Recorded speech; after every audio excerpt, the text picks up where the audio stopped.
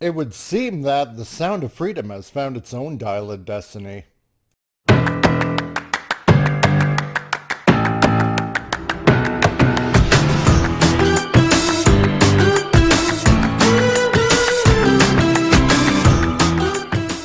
Hey guys, it's Comic Relief Crusader here with some news. I'm sure everyone's aware about Indiana Jones and the Dial of Density, or the Dial of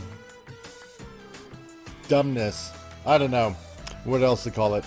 However, there's some news going around about, well, how the movie isn't exactly great, and, how it did over the weekend.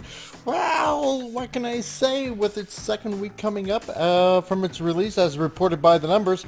It would seem that after it grossed, well, let's see, $11.6 million in the theater while being in 4,600 theaters, pretty much only grossing 2,543 per theater. Not really good. But the one that's really topping it all is the recently released Sound of Freedom, starring Jim Caviezel, which defeated Lucasfilm and the Walt Disney Company's Indiana Jones and the Dial of Density at the box office on Independence Day.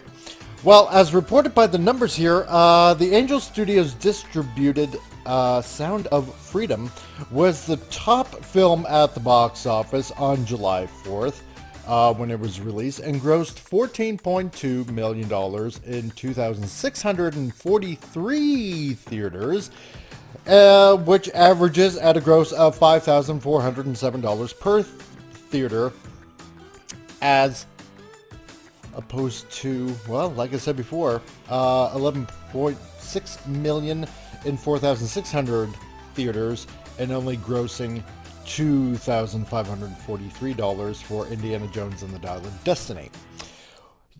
How often have we heard some moronic actor and filmmaker say that their piece of garbage propaganda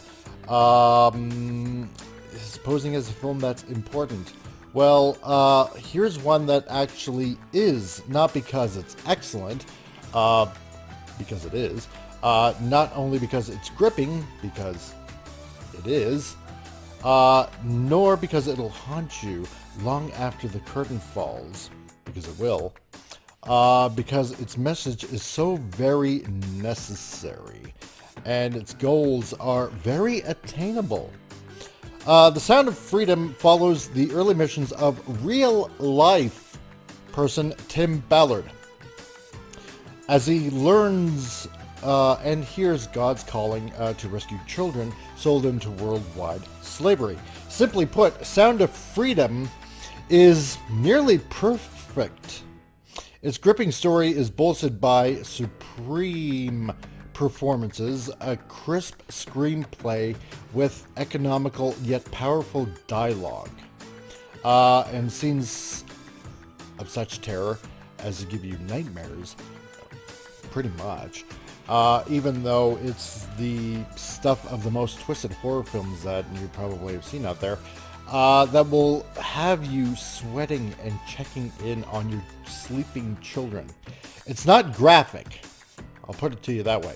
It's much like how 1999's Fight Club used the atmosphere and the reactions of those sounding horrors to elicit the audience's emotional response. Yet, the film with multiple children and most certainly in low-budget independent films, it's a matter of course to have several performances who are not up to the level of its leads or material. However, from the smallest roles and up, it just seems like it delivers an impressive and unprecedented emotional pretenseness. Even for the child extras, which were pitch perfect. Not to be forgotten is sometimes a funny, sometimes moving, and consistently superb performance by Bill Camp, who plays a one-time criminal turned figurative saint. Cam's larger-than-life presence provides the film's few but much-needed moments of levity without ever compromising the film's emotional core. He's the perfect sidekick to Caviezel's determined Bollard, basically. Although the child actors were already mentioned, no review would be complete without exhorting the nuanced and moving performances of the children who were in this film, who did quite well, who played brother and sister kidnap victims. Manuel and Elena, it would be easily forgiven that had these two young performers been wooden or melodramatic, they still did pretty good. However, both were pretty touching and compelling, to say the least, and will undoubtedly really bring tears more than once. That's how good they are.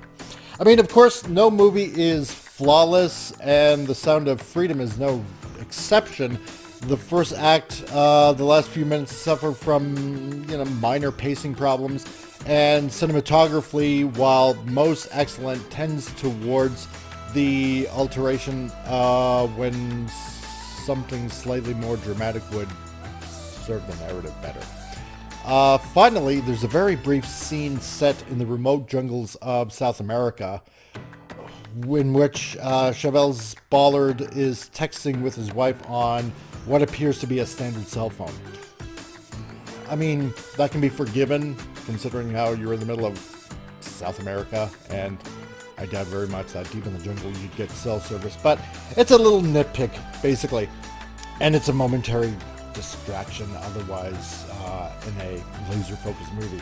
I would highly recommend it. Go see it. Sound of Freedom, definitely beating, well, Old Man Indiana Jones and the flop of depravity. So, this is the comic Relief Crusader. Go save the kids.